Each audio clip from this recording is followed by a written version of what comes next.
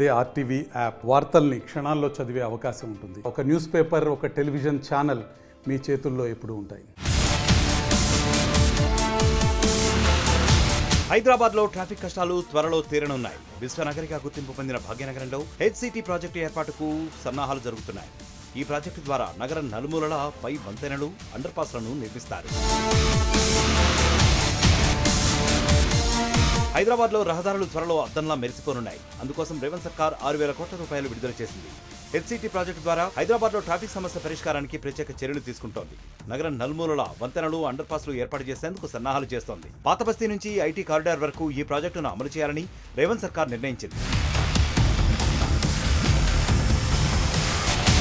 భాగ్యనగరంలో నిర్మించిన మరో ఫ్లైఓవర్ను సీఎం రేవంత్ త్వరలో జాతికి అంకితం చేస్తారు.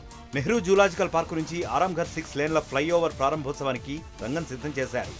636 కోట్ల రూపాయలతో 24 మీటర్ల వెడల్పు, 4 కిలోమీటర్ల పొడవున ఈ ప్రాజెక్టును నిర్మిస్తున్నారు.